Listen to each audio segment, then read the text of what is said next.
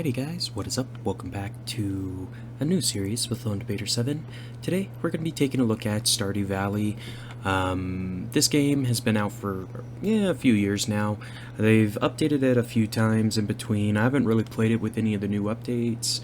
I got to like year 2, something like that, when it first came out, so there was nothing in it. Yeah, anyway, I went ahead, got my character all set up. They've changed this little thing. It used to be you just, had standard farm and that was it.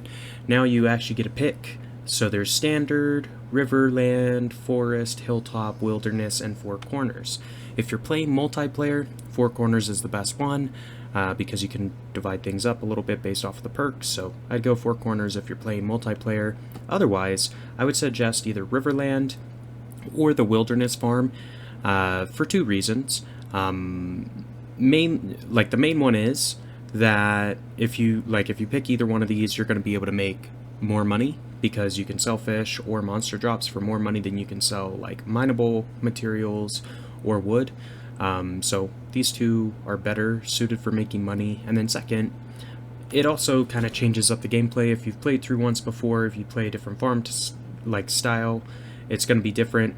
The wilderness farm is a little bit harder than the riverland farm just because when nighttime comes around, there are going to be monsters out on your farm and they will come and attack you. So just bear that in mind. This is going to be a little bit more of a challenge. So if it's your first time through, I would suggest the riverland farm because you can go to the lakes, riverbeds, whatever, and catch fish, which you then can sell for money to buy more seeds. So, alright, we've got everything set up. I'm skipping the intro because I've seen it before and it just takes a long time.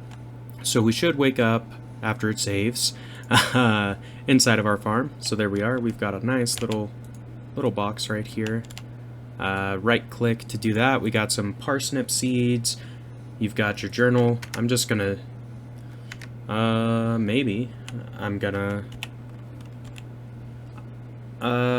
just gonna turn down the music so it's off. We're gonna turn down the sound just a little bit. Yeah, we're gonna just leave the music off for now. Let me know down in the comments if you want me to play with music or not, but we're gonna turn that off. So here we are, first day, Stardew Valley, not too bad. When we go out, we're gonna get a quest, so I just kind of wanted to wait. Talk about a couple things first. So when you start the game, obviously you get that little present. That's the same in all of them. 15 parsnip seeds, takes 4 days for these to grow, so plant these on the first day and water them all so you have money the next day, or in 4 days rather. You start with a scythe, a pickaxe, watering can, hoe, and axe. These are all just the very basic level tools, so they're not as good. Like, you can upgrade these over time. But basically the scythe lets you clear like grass and stuff really quickly. You can also use your sword to do grass once you get a sword, that is. You don't start with one. But the scythe is good because it allows you to pick up these grass blocks, which when you get animals is going to be a big deal. The axe lets you break these little logs that are chilling all over the place. And then, just so we can cover it, pickaxe lets you break rocks. Some rocks only take one hit to break, some take multiple. Just kind of depends. If you see these saplings lying around, if you leave them and don't break them, they will grow into a tree. If you do break them, then obviously they're just gone. You might get a piece of wood out of it. It just kind of depends on if you're lucky. But with this little farm setup, we've got lakes, rivers, a whole bunch of really cool stuff, so that's fun. Before we get too far ahead of ourselves, I'm just going to go ahead and set up my farm. The way I like to do it is make rings of 8, because this is going to become basically a really optimal way to plant all your crops and do that kind of stuff, because you can stand in the center block of either one of these 8s and you can hit every single tile without having to move. So it just speeds things up when you're watering to begin with, and then once you get sprinklers, the first set of sprinklers only do the 4 tiles adjacent, to the block the sprinkler's placed on, so it'll get this one, this one, this one, this one, and then when you upgrade them, it'll do it in an 8 circle. So that is why you kind of want to set up your farms in 8s. The watering can, when you use it, if it's sunny, weather-wise, during the day, like, you need to water your crops, otherwise they won't count a day of growth.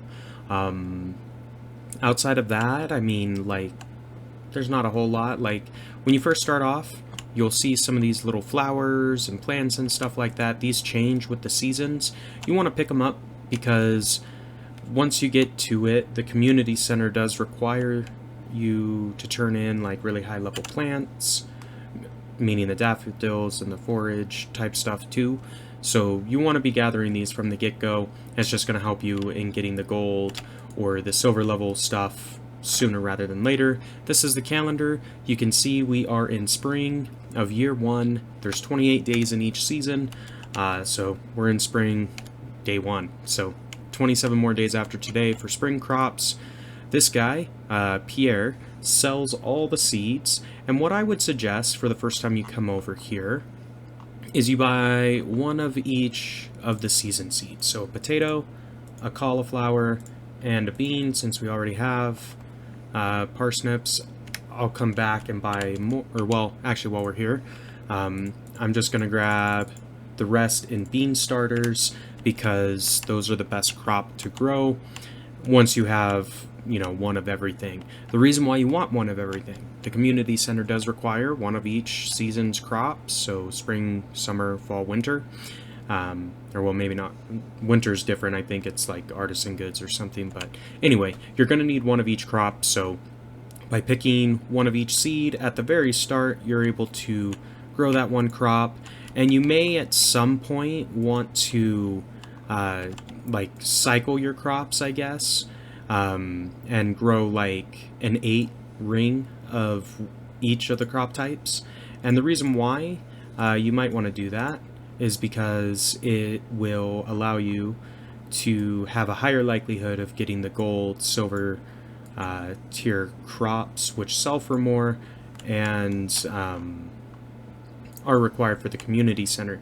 Now, the bean starters, you can't walk through these little trellises, so these you just want to make like rows and leave these centers open. That way you can come through and run up and down this row and water all your beans.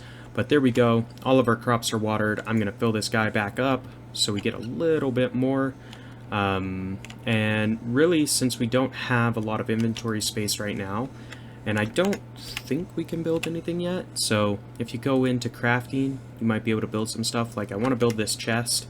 So let's go ahead and harvest up some wood, I think, because that will allow us to build a chest, assuming we get enough. So wood, as you've seen already, get them from these. You can also chop down the full-grown trees, just like this. It'll drop a bunch of wood when it tips over. Takes a while with the lowest tier axe, obviously, but then you also can break the stump. That clears it from the spot. And yeah, anyway, so we're gonna do a couple more trees. The other big thing about this game, if you haven't played before, is if you look in the lower right hand corner, there's a little energy bar. So every time I use my axe, it takes a little bit of energy. I believe it is 2 for the first, like it's 2 energy for each tool use. So bear that in mind. It doesn't matter if I'm using the pickaxe, the scythe, the watering can, hoe, or the axe. It's going to take 2 energy to use. So you got to be a little bit cautious, because if your energy runs all the way out, you will pass out. And basically what that means is you end up like dying. It's effectively the way you die in this game is your energy runs out. You lose basically what was in your inventory for the most part. And yeah, it's not super great when that happens. So now that we've got enough wood, we're going to go ahead and build a chest. And I like to put my chest over by the store or the sales crate. That way I can, you know, walk over to one spot and decide if I'm going to store or sell stuff. So I'm going to sell this one daffodil. This guy right here, if you put it inside, that will get sold overnight. You can also sell it straight at the general store, but we are basically out of energy and out of time, so we are going to call it here for today. If you enjoyed the episode and are looking forward to more Stardew Valley, be sure to like, comment, subscribe as always. And until next time, this has been Lone Debater 7, and we will see ya.